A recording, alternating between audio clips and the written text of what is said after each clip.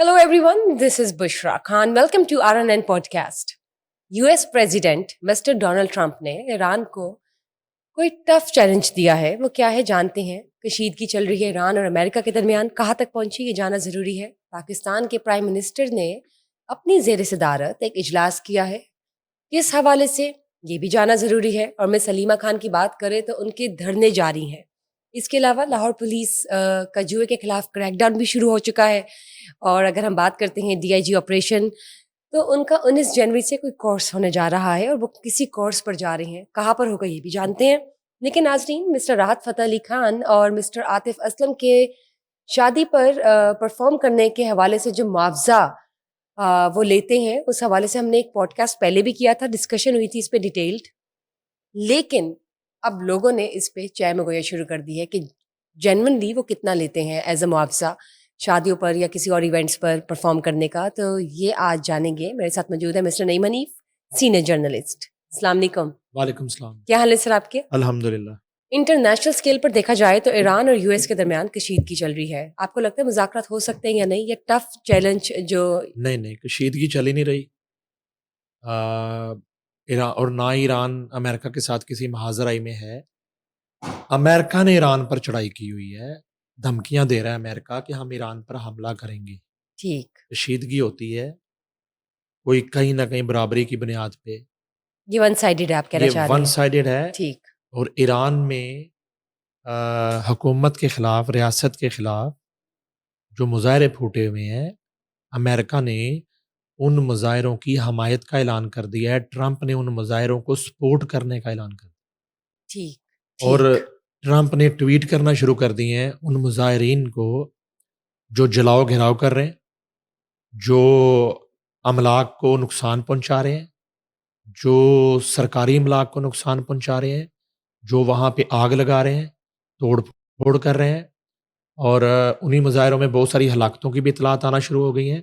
Trump उन मुजाहिरीन को उकसा रहे हैं। ट्रंप ये कह रहे हैं कि आप हुकूमती इदारों पर कब्जा कर लें और घरों को वापस नहीं जाना आपने।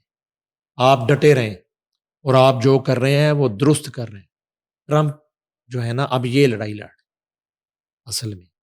अच्छा, दूसरे लफ्ज़ों में कह लें कि ये जो मुजाहिरीन हैं, ट्रंप इनको बतौर प्रॉक्सी यूज़ कर रहे हैं कि और असल जो ख्वाहिश है अमेरिका की और इसराइल की, हाँ में हाँ नहीं मिलाते, इसराइल को तस्लीम नहीं करते। इसलिए अमेरिका जो है हर वक्त ईरान का जो एक एटमी तनसीबात है, उनकी जो एटमी ताकत, एटमी मुल्क बनने की ख्वाहिश है, उस पर नज़रें जमाए जो है वो बैठा रहता है, रहा है। और जब उसे लगता है कि कोई इस तरह की एक्टिविटी या कोई मिसाइल की तैयारी हो रही है या कोई एटमी जो है वो मशीनरी की तरफ वो बढ़ने लगा है, तो इस तरह की धमकियां और हमले शुरू हो जाते हैं। अच्छा, अब ये है कि इस इशू पर भी मौजूदा जो ईरानी रजीम है और हुकूमत है वो सरेंडर करने को तैयार नहीं है। वो कहते हैं कि ये हमारा हक है। डटे हुए हैं वो। वो हमारा हक है कि हम जदीद दुनिया के तकाज़ों से हम आहंग होते हुए अपना दिफाई निज़ाम उसको बेहतर बनाने के स्ट्रॉन्ग लिए करें। हम जो है वो एटमी तजुर्बात वो करें। अब एक बारीक कार्रवाई डाली जाती है वहाँ पे जो एंटी स्टेट सेगमेंट्स हैं उनको जो है हवा दी जाती है और उन्हें जो है ना वो मुजाहरों पे उकसाया जाता है और वो मुजाहरे शुरू हो जाते हैं। और वो इस वक्त सूरत हाल ये है कि ईरान में दुनिया भर से जो ज़ायरीन जाते हैं ज़ियारात के लिए, वो शदीद मुश्किलात का शिकार है। मुख्तलिफ शहरों में वो महसूर होकर रह गए हैं। ख़ास तौर पे मशहद जो है, वहाँ बहुत सी ज़ियारतें हैं, वहाँ की सूरत हाल बहुत ही ज़्यादा ख़राब बताई जाती है। और वो जो ज़ायरीन हैं वो बमुश्किल वहाँ से निकलने में कामयाब हो रहे हैं बाई रोड। फ़्लाइट्स जो हैं वो मुसलसल जो है वो ताख़ीर का शिकार हैं या मनसूख हो रही हैं। तो अब ताज़ा तरीन सूरत हाल ये है कि अमेरिका ने, डोनाल्ड ट्रंप ने अपने नेटवर्क से उन मुज़ाहिरीन को सपोर्ट करना शुरू कर दिया है। आप पैसे की सपोर्ट, ग़ज़ाई सपोर्ट, ज़रूरियात प्रोटेस्ट में जो रिक्वायरमेंट होती है उसकी सपोर्ट, اور اب تو بالکل اوپنلی آ کے انہوں نے کہہ دیا ہے کہ یہ مظاہرین جو ہیں بالکل صحیح مظاہرے کر رہے ہیں اور یہ اپنے رائٹ کے لیے سڑکوں پر ہیں، اور یہ جو جلاؤ گراؤ کر رہے ہیں اور توڑ پھوڑ کر رہے ہیں، اس سب کو انہوں نے لیگل قرار دے دیا ٹرمپ نے۔ دوسری طرف جو ہے جو موجودہ رجیم ہے اور موجودہ جو سپریم لیڈر ہیں ان کے، وہ کسی بھی صورت ان مظاہرین کے آگے ہتھیار ڈالنے کو تیار نہیں ہیں۔ ان کے مطالبات جائز ہیں، ناجائز ہیں، وہ ایک الگ میٹر ہے، مگر وہ ان کے کسی بھی مطالبے پر کام دھرنے کو تیار نہیں ہیں۔ یہی وجہ ہے کہ یہ سلسلہ تھمنے کی بجائے، اس میں کوئی کمی واقعہ ہونے کی بجائے، یہ دن بہ دن ہر گزرتے دن کے ساتھ یہ بڑھتا جا رہا ہے۔ ان کی تعداد میں بھی اضافہ ہو رہا ہے، باوجود اس کے کہ یہ بھی اطلاع ملی ہے کہ حکومت کے ساتھ اور ریاست کے ساتھ سولیڈیرٹی کرنے کے لیے بھی وہاں پہ ایک مظاہرہ کیا گیا، جو ان مظاہروں سے بہت بڑا مظاہرہ تھا۔ مگر یہ مظاہرین جو ہیں، جو اینٹی اسٹیٹ مظاہرے کر رہے ہیں، ان کی تعداد بھی اتنی کم نہیں ہے کہ اس کو جو ہے نا آپ بہت ایک جس کو کہتے ہیں کہ آسان چیلنج سمجھ لیں اور آپ یہ سمجھ لیں کہ یہ گھروں کو لوٹ جائیں گے، کیونکہ تعلق ان کا بھی ایران سے ہے، ان کی رگوں میں بھی وہی خون دوڑتا ہے، چاہے وہ اپنی مرضی سے کر رہے ہیں، چاہے وہ اپنے حقوق کے لیے کر رہے ہیں یا کسی کے اکسانے پہ کر رہے ہیں، وہ بھی پیچھے ہٹنے کو تیار نہیں، جو کہ ایک خوفناک صورت ہے۔ یعنی کہ ایران کو امریکہ سے، اسرائیل سے یا کسی دشمن سے اتنا خطرہ لاحق نہیں ہے جتنا اس وقت اپنے ہی لوگوں سے خطرہ لاحق ہے، اور یہ وہ اپنے ہی لوگ ہیں، یہ ایرانی نیشنل ہے، میں بھی کہیں نہ کہیں اس طرح کی صورتحال ہو جس طرح ہمارے ہاں اکثر مظاہروں میں اور اکثر تحریکوں میں افغانی جو ہیں وہ شامل ہو جاتے ہیں، اور بعض اوقات ملک دشمن عناصر جو ہیں ان پروٹیسٹ کا حصہ بن کے جو ہے وہ زیادہ نقصان کر دیتے ہیں، اور 9 مئی جیسے واقعات ہو جاتے ہیں، اس طرح کی صورتحال ہو جاتی ہے۔ تو وہاں پہ اس بات کی توقع کی جا سکتی ہے کہ امریکہ اس ایک گھنونے کھیل میں اس طرح کی کوئی چال، اسرائیل اس طرح کی چال چل سکتا ہے کہ ان مظاہرین میں جو پرتشدد عناصر ہیں ان کو شامل کر دیا جائے، کیونکہ ہزاروں کے موب میں یہ پتہ نہیں چلتا پھر رنگ و نسل جو ہے، اور اس کا پاسپورٹ جو ہے وہ ایرانی ہے یا اس کا پاسپورٹ افغانی ہے یا اس کا پاسپورٹ انڈین ہے ایون، ٹھیک ہے؟ تو وہاں پہ ظاہری بات ہے کہ رابی جو ہے وہ اس طرح کی ایکٹیویٹی میں کوئی اپنا گھٹیا کردار، غیر انسانی کردار ادا کر سکتی ہے۔ اب یہ ہے کہ ایک تو یہ کیا ہے ڈونلڈ ٹرمپ نے، ایک دن پہلے ڈونلڈ ٹرمپ نے یہ بھی کہا کہ ایران میں جتنے امریکی موجود ہیں، چاہے وہ وزٹ ویزا پہ ہیں، چاہے وہ وہاں پہ مقیم ہیں، تو میرا یہ مشورہ ہے، میری یہ رائے ہے کہ انہیں ایران چھوڑ دینا چاہیے اور انہیں امریکہ واپس آ جانا چاہیے، یا کم از کم ایران سے ایگزٹ کر لینا چاہیے۔ اسی طرح آخری اطلاعات یہ بھی آئی ہیں کہ انڈیا نے بھی اپنے سفارت خانے کو باضابطہ طور پہ کہہ دیا کہ فوری طور پہ تہران میں جو بھارتی سفارت خانہ ہے اسے خالی کیا جائے، اور ان کا جو جتنا عملہ ہے انڈین سفارت خانے کا وہ واپس انڈیا پہنچے۔ یہ آخری اطلاعات یہ بھی آئی ہیں۔ اس طرح دیگر ممالک بھی اس طرح کی صورتحال میں تہران سے اپنے جو سفارت خانے ہیں وہاں سے وہ واپس اپنے اپنے ملکوں کو لوٹ سکتے ہیں آئندہ چند دنوں میں۔ چلیں، امید ہے کہ جو بھی ہو امن و امان کی صورت قائم ہو اور کسی کوئی جانی نقصان نہ ہو۔ سر، اب پاکستان کے وزیر اعظم کی زیر صدارت ایک اجلاس ہوا ہے، کس حوالے سے؟ یہ جو کنزیکٹیو اجلاس جو ہیں وہ کر تو رہے ہوتے ہیں پرائم منسٹر، ایک اجلاس ہے جی مجوزہ سول سروسز اصلاحات اور وزارتوں میں کارکردگی کی جانچ کے نظام کی سفارشات پر، ٹھیک، یہ جائزہ اجلاس ہے۔ ملکی سول سروس کو بین الاقوامی معیار اور عالمی سطح کی کارکردگی سے ہم آہنگ کرنے کے لیے اصلاحات ناگزیر ہیں۔ وزیر اعظم پاکستان وفاقی سیکرٹریز کی کارکردگی جانچنے کے لیے جامع اور مؤثر نظام کی سفارشات مرتب کی جائے۔ وزیر اعظم اچھی کارکردگی دکھانے والے افسران کی تحسین سول سروسز کی مجموعی بہتری کے لیے نہایت ضروری ہے۔ وزیر اعظم پاکستان متعلقہ کمیٹی ملکی سول سروسز میں ارتقائی مگر مؤثر اور جامع اصلاحاتی سفارشات جلد از جلد مرتب کرے۔ وزیر اعظم کی ہدایت افسران کی کارکردگی کی جامع جانچ کی بنیاد پر ان کی ترقی، مالی فوائد اور دیگر سہولیات کے نظام کی سفارشات کو مرتب کیا جائے۔ وزیر اعظم کی ہدایت ملکی سول سروسز میں اصلاحات کا مطمع نظر مؤثر عوامی خدمات اور سہولیات کی فراہمی کی بدولت عوام کی زندگی میں واضح برتری کو یقینی بنانا ہے۔ وزیر اعظم ملکی معاشی آسودگی اور سماجی ہمانگی، ترقی و خوشحالی کے لیے ہمہ جہت سول سروس اصلاحات حکومت کی اولین ترجیح میں شامل ہے۔ سول سروس کی مجوزہ اصلاحات میں سول انتظامیہ، تمام سروسز اور گروپس کے سٹیک ہولڈرز بامانی مشاورت کی جائے، وزیر اعظم کا یہ کہنا ہے۔ اس کے علاوہ ملکی سول سروس کسی بھی ملک کی گورننس اور عوامی فلاح و بہبود کا بنیادی ڈھانچہ ہوتی ہے۔ وزیر اعظم افسران کی کارکردگی اور قابلیت کو دور حاضر کے عصری تقاضوں اور عالمی سطح کے معیار سے ہم آہنگ کرنے کے لیے خصوصی سفارشات مرتب کی جائے۔ وزیر اعظم سول سروسز اصلاحات کے لیے قائم کردہ کمیٹی ایسی سفارشات تجویز کریں جو قابل عمل اور دیرپا اور مؤثر عوامی سہولت کا باعث بنے۔ وزیر اعظم اسلام آباد میں وزیر اعظم کی زیر صدارت سول سروسز میں مجوزہ اصلاحات کی پیش رفت پر جائزہ اجلاس منعقد ہوا۔ وزیر اعظم نے سول سروسز اصلاحات پر کام کرنے والے کمیٹی کو افسران کی کارکردگی کی جامع جانچ کی بنیاد پر ترقی، مالی فوائد اور دیگر سہولیات کے نظام کی سفارشات مرتب کرنے کی خصوصی ہدایت کی ہے۔ اس کے علاوہ وزیر اعظم نے کہا کہ سول سروسز اصلاحات ملکی معاشی و معاشرتی ترقی و خوشحالی کے ناگزیر ہے اور حکومت کی اولین ترجیحات میں شامل ہے۔ وزیر اعظم نے مزید کہا کہ حکومت کی اصلاحاتی اور عوام کی فلاح و بہبود پر مشتمل پالیسیوں کا ثمر عوام تک پہنچانے کے لیے سول سروسز ایک بنیادی ڈھانچے کا کردار ادا کرتی ہے۔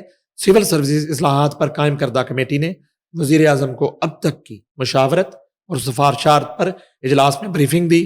اجلاس میں جو ہے وزیر اعظم کے علاوہ دیگر متعلقہ وزراء جن میں اسحاق ڈار، وزیر خزانہ اورنگزیب، وفاقی وزیر برائے planning and development Ahsan Iqbal اور دیگر وزراء جو ہیں وہ اعظم نذیر تارڑ اور احد خان چیمہ اور معاونین یہ سارے شامل تھے۔ سر آپ نے پچھلے پوڈ کاسٹ میں بات کی تھی مس فریال تالپور کی بیٹی مس عائشہ کی جو شادی ہوئی ہے اس میں مسٹر راحت فتح علی خان، مسٹر عاطف اسلم، مس عابدہ پروین نے پرفارم کیا اور آپ نے ان کے معاوضے کے حوالے سے بھی ڈسکشن کی جو کہ اس وقت سوشل میڈیا پر کافی اس پہ ڈبیٹ ہو رہی ہے کہ آخر جنرلی وہ کتنا چارج کرتے ہوں گے پر ہیڈ۔ سر آپ کیا کہنا چاہیں گے اس حوالے سے؟ اچھا، وہ ہم نے تو ایک یہ عام سی حقیقت تھی، میں سمجھا لوگوں کو پتہ ہوگا، لیکن لوگوں کے لیے جو ہے وہ بڑی ایک یہ خبر تھی۔ اور صرف ہم ایک شادی کو ڈسکس نہ کریں، وہ تو ایک شادی ہے، جی جی، اس میں کئی شادی ہیں۔ رائٹ، میں نے جیسے بتایا تھا کہ میرے پاس تو یہ بھی اطلاع ہے کہ آگے شاید سی ایم پنجاب کے صاحبزادے کی شادی میں راحت فتح علی خان پھر سے پرفارم کر رہے ہیں، ٹھیک ہے۔ تو میں نے تو ایک عام سی حقیقت تھی میرے لیے تو یہ کہ یہ جو معاوضہ لیتے ہیں راحت فتح علی خان اور عاطف اسلم اور تیسرے نمبر پہ عابدہ پروین اس ملک میں اور بیرون ملک، وہ واقعی بہت زیادہ ہے۔ یعنی کہ میں نے تو صرف ایک شو کا 1 سے 1.5 گھنٹہ پرفارم کرنا جو ان کا روٹین کا کام ہے، ان کا کام ہی گانا بجانا ہے، تو ان کے لیے تو یہ عام سی بات ہے۔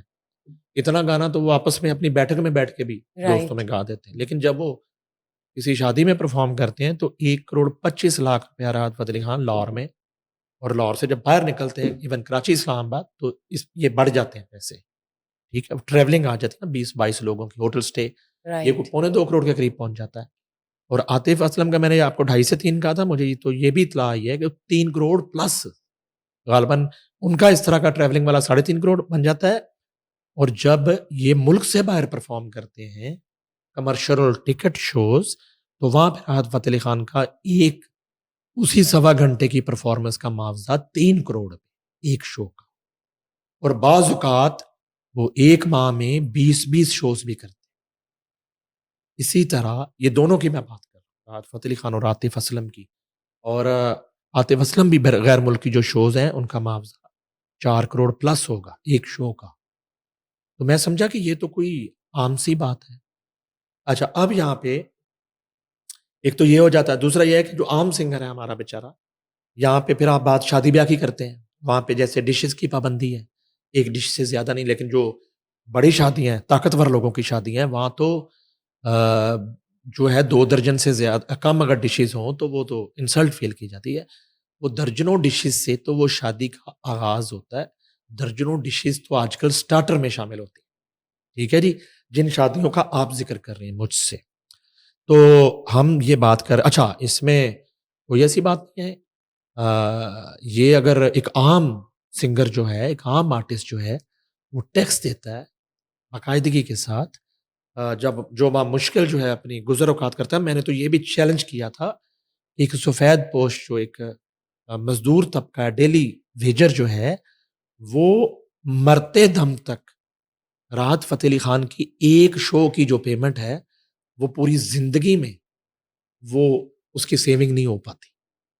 3 کروڑ روپیہ جو ہے, میں غیر ملکی شو کی بات کر رہا ہوں, پاکستان کا جو ایک عام مزدور ہے, وہ اس نے زندگی میں کبھی اتنا پیسہ اکٹھا نہیں دیکھا ہوتا ایٹ اے ٹائم. جتنا 1.25 گھنٹے کے بعد راحت فتح علی خان گن کے, اور کیش ہے, یہ سارا معاملہ کیش کا ہے. اور یہ سب singers میری cash میں اطلاع ہے ہوتے کہ ہیں. یہ پیسہ زیادہ تر ملک سے باہر جا رہا ہے, may be Dubai, may be اس کی ایک ریزن ہے. بڑی سادہ سی بات کرتا ہوں, میں کہتا ہوں کہ جب میں نے اپنے کیریئر کا آغاز کیا اور میں نے جنگ گروپ کی نوکری کی, اے آر وائی کی نوکری کی, سما ٹی وی کو ہیڈ کیا, اے آر وائی کو بھی ہیڈ کیا, اس کے بعد اپنا ڈیجیٹل نیٹ ورک بنایا, تو میرے اثاثے چیک کر لیے جائیں کہ میرا جنگ گروپ میں میری سیلری کیا تھی, اے آر وائی میں کیا تھی, سما میں کیا تھی, بزنس میں نے کیا کیا, اسے ارننگ کتنی ہوئی. بلیک اینڈ وائٹ جو ہے ہماری تو تنخواہ سے بھی جو ہے وہ ٹیکس کٹ کے آتا. ٹھیک ہے جی, ہمیں تو تنخواہ تب ملتی ہے جب ٹیکس کٹ چکا ہوتا. ٹھیک ہے جی, یہاں صورتحال یہ ہے کہ میں نے نہیں سنا آج تک کہ ایف بی آر کا کوئی نوٹس جو ہے وہ ان شخصیات کو جو اس وقت جو ہے وہ سو کے اٹھتے ہیں تو کروڑوں میں پلس ہوئے ہوتے ہیں, کبھی ان کو کوئی نوٹس چلا. ایف بی آر کا کوئی کلچر ڈپارٹمنٹ ہوگا نا, کمشنر صاحب اگر یہ شو دیکھ رہے ہیں, ٹھیک ہے, یا پھر ادارے بیٹھے بیٹھے یہ سوچ لیتے ہیں کہ یار صدر پاکستان کی شادی میں جو سنگر گا رہا ہے اور وزیر اعلیٰ پنجاب کی شادی میں گھر کے فنکشن میں گا رہا ہے, اور ایکس ڈی جی ایف آئی اے جو ہیں وہ بلا کے گوا لیتے ہیں, تو پھر ان کو کس نے نوٹس بھیجنا, ان سے کس نے پوچھنا؟ معاملہ تو پھر یہی ہے نا. تو ادروائز تو میں نے پچھلے شو میں بہت کم آپ کو بتایا ہے, ادروائز تو حساب ہی نہیں ہے. اور سال میں کتنے غیر ملکی شوز یہ کرتے ہیں, چھوڑ دیں اس بات کو کہ وہ انڈین پروموٹرز کے شوز کرتے ہیں, انڈین آڈینس کے لیے شو انٹرنیشنل کرتے ہیں, کنسیڈر ہوتے ہیں. انڈینز ان کا جو ہے وہ ٹکٹ خریدتا ہے, وہ Right. چھوڑ دیں اس بات کا. پاکستانی پروموٹروں پہ پابندی تو نہیں ہے نا, وہ اتنا پیسہ دے لیں.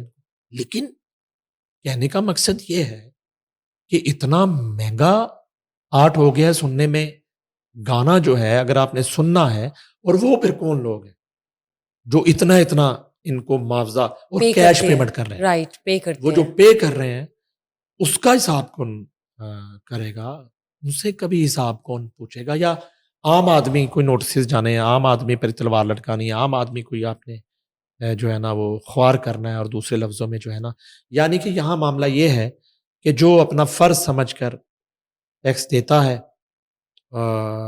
اس کے لیے ہی جو ہے نا یہ قانون اور آئین ہے.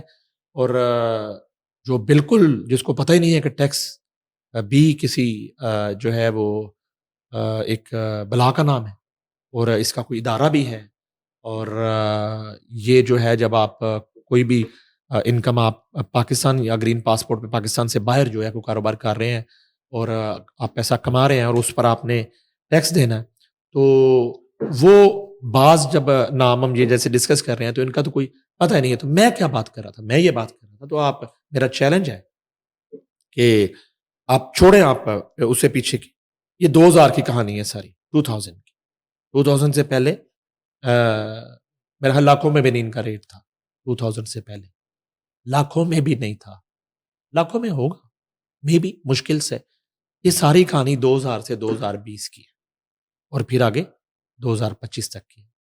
تو آپ جو ہے ہمارے بھی میڈیا پرسنز کے بھی ان کے کریئر ڈے فرسٹ سے آج تک کے اثاثے چیک کر لیں, اس پہ کتنا ٹیکس دیا ہے, اور ان کے کچھ نہ کریں, صرف ان کے پاسپورٹ منگوا لیں, آپ ان کی ٹریول ہسٹریاں نکال لیں, کیونکہ یہ بغیر شو کے باہر نہیں جاتے. کبھی آپ نے سنا ہوگا ان کا یہ گھومنے گئے ہوئے ہیں, ٹھیک ہے, یہ شوز کے لیے جاتے ہیں, ٹھیک ہے, اس کا کوئی تو ریکارڈ ہے نا. تو آپ دیکھ لیں کہ آج تک کتنے غیر ملکی شوز کیے ہیں. یہاں پہ بعض اوقات ہوتا ہے کہ ایک ماہ میں 20 شوز کرتے ہیں. وہ شوز 2 کروڑ والے, 3 کروڑ والے, ایک شو ایک ماہ میں آپ کو یہ بتا رہا ہوں, ٹھیک ہے. اور ان کے کوئی فلاحی ادارے نہیں ہیں جہاں پہ یہ جو ہے نا کوئی سالانہ 400 بچی کی شادی کر رہے ہیں. یہ کوئی PSRD میں جو ہے نا ہر سال 10 کروڑ روپیہ مزدوروں کے علاج کے لیے نہیں دے رہے. کوئی جو ہے نا ایسا جو ہے نا یہ ادارے رن نہیں کر رہے. اور یہ تمام تر جو انکم ہے یہ ان کی اپنی ہے, ٹھیک ہے. تو گانا اتنا مہنگا ہو گیا, یعنی کہ یہ جو کھانوں پہ درجنوں ڈشوں پہ پابندی تو اس لیے لگائی تھی نا کہ ایک سفید پوش جو ہے وہ بیچارہ احساس کمتری کا شکار نہ ہو اور ایکویلٹی ہو, اور 1 ڈش پہ ایک وہ عزت سے. تو کیا جب یہ اتنی لگژری شادیاں اور کروڑوں روپے صرف گانے بجانے پہ جب شادیوں پہ لگ رہے ہیں, تو اس سے بھی تو ایک عام سفید پوش آدمی اپنی بچی اور بچے کی شادی کے وقت, اور وہ بچی اور بچہ خواہش کا اظہار کرتا ہوگا نا کہ ہماری شادی پہ بھی کوئی اس طرح کا ذرا سارے گاما پادا نہیں ہو جائے کروڑوں روپیہ دے کے, ٹھیک ہے. اور یہ ایسا کام ہے کہ انہوں نے اپنے تبلے باجے لے کے جانے اور اسی طرح تبلے باجے لے کے زندہ تبلے باجے واپس آ جانے. ان کا کوئی خرچہ نہیں ہے, ٹھیک ہے. صرف اس آرٹ کا یہ معاوضہ ہے جو ظاہر ہے کہ انہوں نے اپنے اسی دھرتی سے, اسی مٹی سے, اسی کلچر سے جو ہے وہ ایک لیگسی یہاں سے سیکھا. اس میں اب فرق آ جاتا ہے ٹاڑیوں کا اور عطائیوں کا, لیکن جو ہے اب تو وہ فرق بھی مٹ گیا.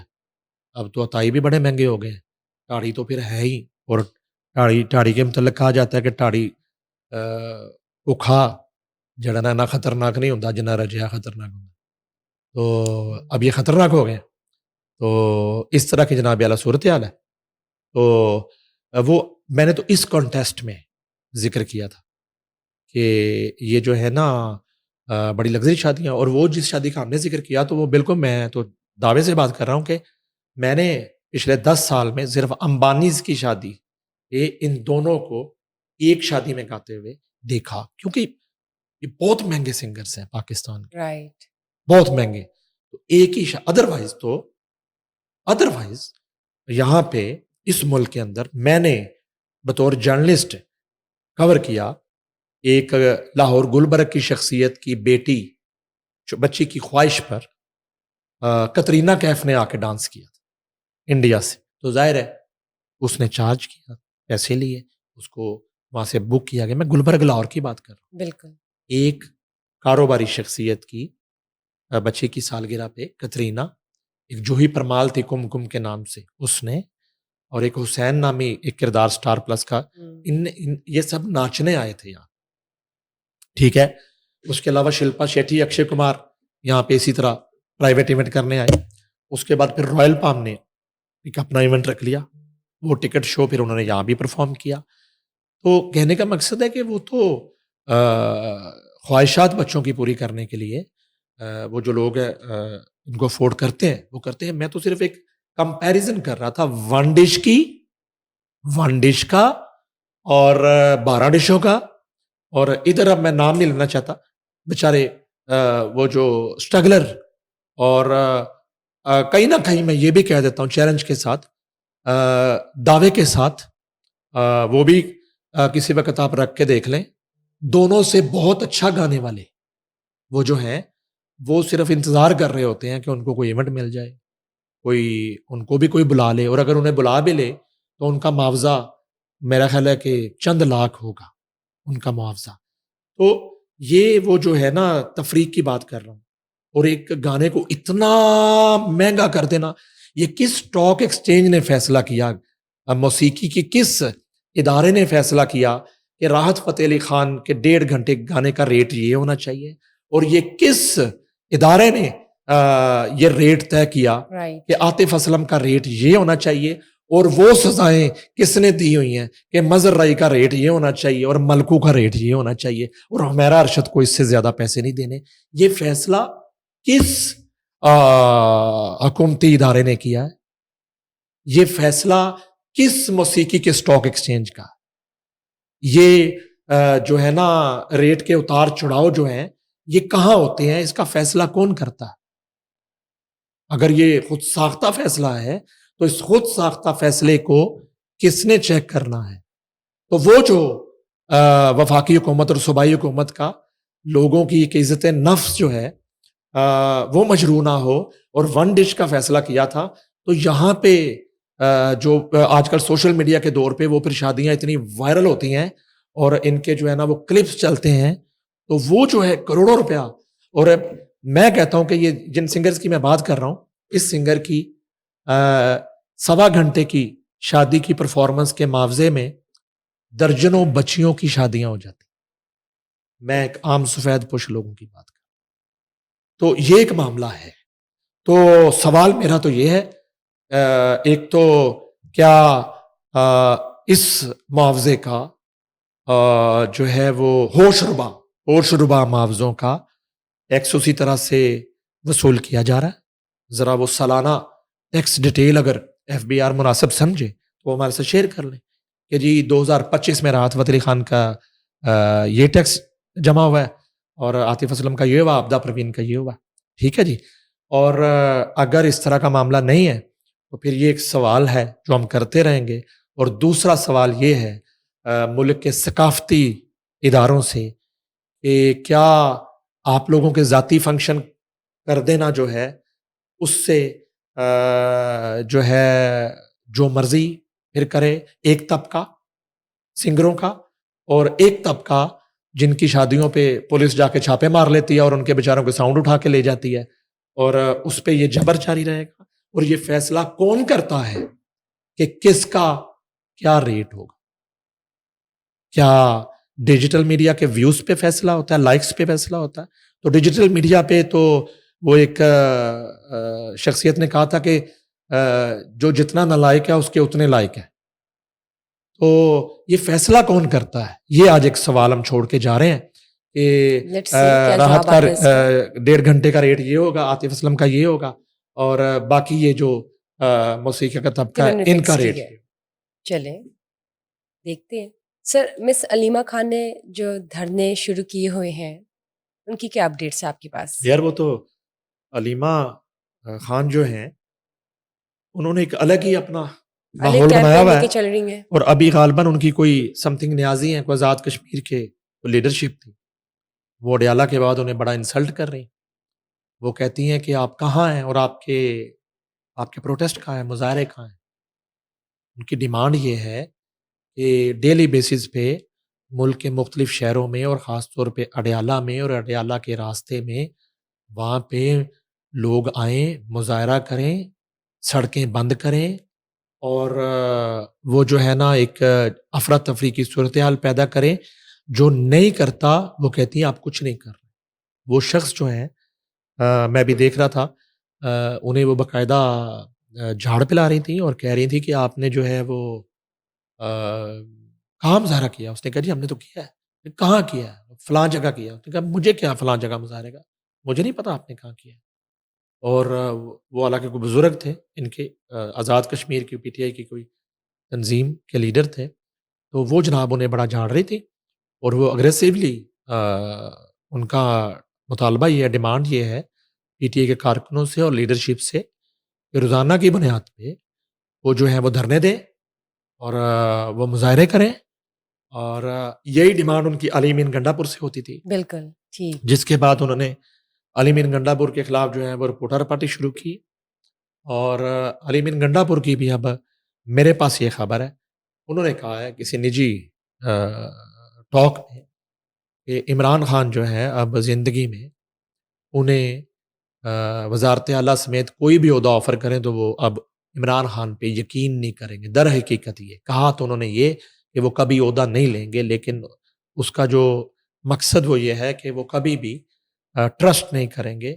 اور وہ علی مین گنڈا پور شدید نالہ ہے، اور میں نے بہت دن پہلے آپ سے یہ کہہ دیا تھا کہ وہ اب وقت کا انتظار کر رہے ہیں.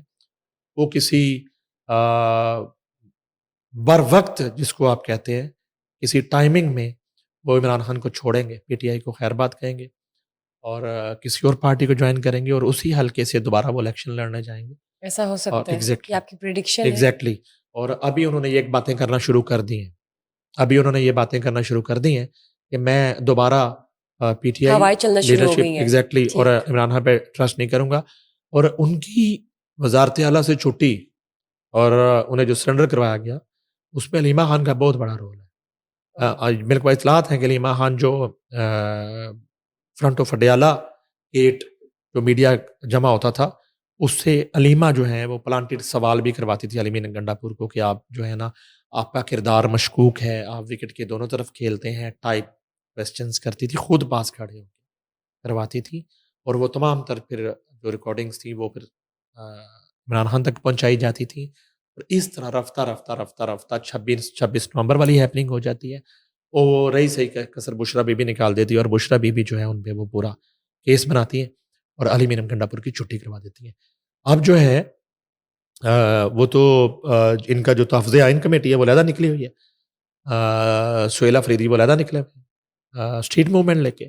اور علیمہ خان جو ہے وہ اڈیالہ کے باہر جو ہے وہ روز دھرنے کی دھمکی دیتی ہیں، دھرنا دیتی ہیں، پھر انہیں اٹھا دیا جاتا ہے کیونکہ اس تعداد میں لوگ نہیں جمع ہو رہے. بیہائنڈ ایک میں آپ کو آخر میں سین بتا دیتا ہوں. یہ ہمیں لگ رہا ہوتا ہے کہ یہ لوگ اتنی مشکل میں، اتنے شدید موسم میں کیوں یہ دھرنا دینے کی کوشش کریں، کیونکہ وہ تو کورٹ عدالتوں میں چل رہا ہے. دوسری طرف مذاکرات کی بات ہو رہی ہے، ہو سکتا ہے چلیں مان لیا جی اسٹیبلشمنٹ سے مذاکرات ہونے ہیں، وہ ریلیف ملنا ہے تو وہ وہاں سے ملنا ہے یا نہیں ملنا، ان دھرنوں سے تو معاملہ حل نہیں ہونا. تو میں آپ کو بتا دیتا ہوں کہ مے بی دوسری پارٹیز میں بھی اس طرح ہوتا ہو، مگر یہاں کرسٹل کلیئر ہے پی ٹی آئی کا کاروبار ہے دھرنے اور احتجاج.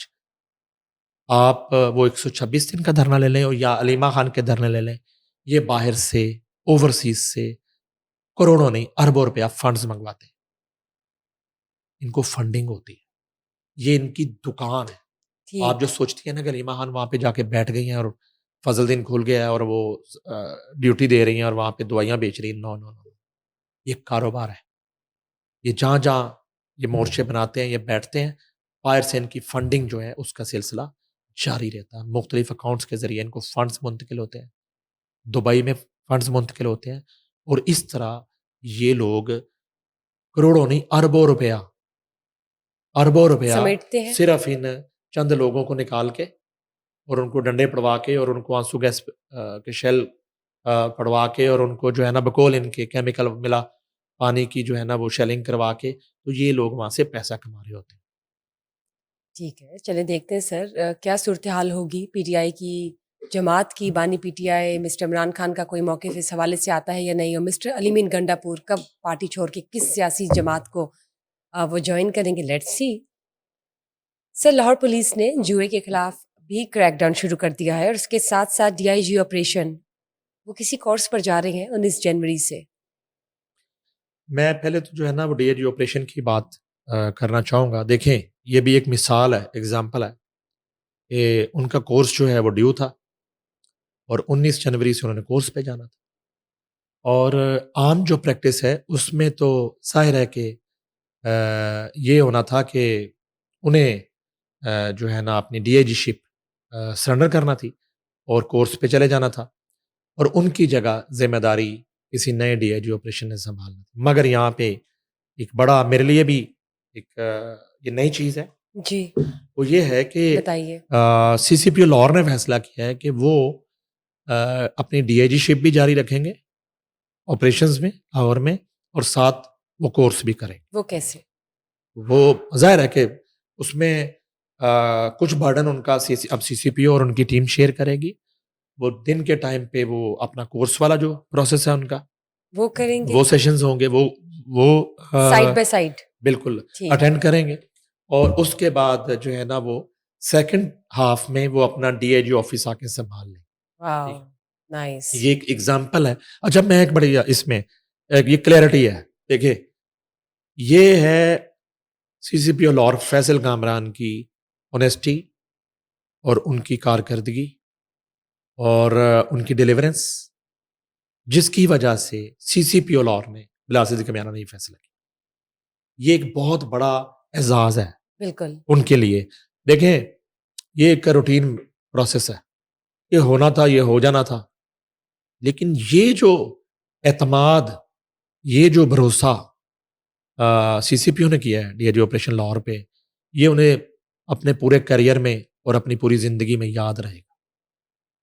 کہ اس کو کہتے ہیں کہ بر وقت ریوارڈ ملنا، آپ کی کارکردگی کا اعتراف ہونا اور آپ کی پرفارمنس کو سراہے جانا اور آپ یقیناً کی ضرورت کو محسوس کیا جانا اور یس آپ رائٹ کا ضرورت بن جانا سسٹم کی. بالکل درست. اور تو یہ ہمارے سامنے ایگزامپل ہے. یہ ہوا ہے فیصل ہاں کامران کے جی ساتھ.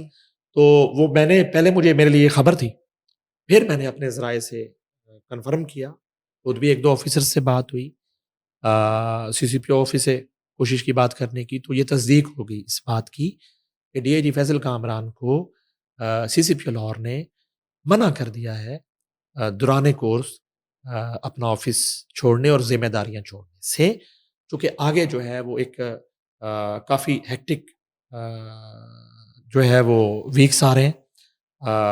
جو ہے آگے بسنت 6, 7, 8 لاہور میں، اور وہ صرف بالکل لاہور میں بالکل بسنت. اچھا اس کے بعد آپ کر لیں کہ پی ایس ایل کی آمد ہے، P S world L cup شروع ہو جائیں گے. اس کے بعد انٹرنیشنل ایونٹس ہیں کرکٹ کے ہیں. اس کے بعد رمضان، تراوی اور سحر و بیک ٹو افطار کا بیک سلسلہ سیشنز ہیں. شروع ہو ہاں جائے جی گا. تو اس صورت حال میں جو کمانڈر ہیں لاہور کے بلا صدیق میانہ، انہوں نے یہ باضابطہ طور پر جو ہے وہ ڈیسائیڈ کیا ہے اور کنوے کر دیا ہے ڈی آئی جی آپریشن کو کہ آپ سائمنٹینسلی اپنی ڈی آئی جی شپ بھی جو ہے وہ نبھائیں گے، انجام دیں گے ذمہ داریاں بطور ڈی آئی جی آپریشن، اور ساتھ ہی آپ اپنا کورس بھی کمپلیٹ کریں. چلیے تو بہت تو اچھی یہ بات ہے. ایک تو یہ خبر تھی، اور یہ بہت بڑا میں سمجھتا ہوں کہ بہت سے تمغوں سے بڑا تمغہ ہے ڈی آئی جی آپریشن کے لیے، اور وہ ان کی کارکردگی کی بنیاد پر یہ فیصلہ کیا. ٹھیک ہے، باوجود اس کے کہ ٹیکنیکلی وہ جو ہاف ہے، جس ہاف میں انہوں نے اپنے کورس کو وقت دینا ہے، وہ ہاف ظاہر ہے کہ وہ سی سی پی آفس پہ وہ برڈن بڑھے گا. سبسٹیٹیوشن. وہ ہاں وہ جی وہ انہوں نے اس کو سنبھالنا ہے اس بالکل دوران چیزوں کو. البتہ ایمرجنسی کی صورتحال میں تو وہ Obviously دستیاب وہ ہوں گے، تو چونکہ دستیاب لاہور ہوں میں ہی گے. ہے، ہاں جی لاہور میں ہی ہے، تو دونوں چیزیں وہ کر سائڈ لیں بائی گے. سائڈ کریں گے اچھا مینیج. اسی کے ساتھ ہی وہ آپ کا سوال تھا کہ لاہور پولیس نے جناب جوئے کے اڈوں اور آن لائن گیمبلنگ کے خلاف کریک ڈاؤن شروع کیا ہے، اور گزشتہ 13 روز کی یہ رپورٹ آئی ہے. اس میں قمار بازی میں ملوث 86 ملزمان گرفتار ہوئے. ملزمان کے خلاف شہر کے مختلف تھانوں میں 29 مقدمات درج ہوئے. ملزمان سے 5 لاکھ روپے سے زائد پر لگی رقم برآمد، اور جوئے کے اڈوں اور آن لائن گیمبلنگ کے مکمل خاتمے تک کارروائیاں جاری رہیں گی. سی سی پی او لاہور کا جوئے کے اڈوں اور آن لائن گیمبلنگ کے خلاف کارروائیاں جاری رکھنے کا حکم. آن لائن گیمبلنگ میں ملوث عناصر کو ٹریس کر کے سزا دلوائی جائے. بلا صدیق میانہ نوجوان نسل کو جوئے کی جو دلدل میں دھکیلنے والے عناصر کو قانون کے کٹہرے میں لایا جائے. سی سی پی او لاہور. چلے بہت اچھی بات ہے and best of luck DIG operation جن کا نیا کورس اسٹارٹ ہونے جا رہا ہے. Thank you sir for being part of today's show. Thank you guys for watching us today. Just stay tuned for another session. Till then, bye bye.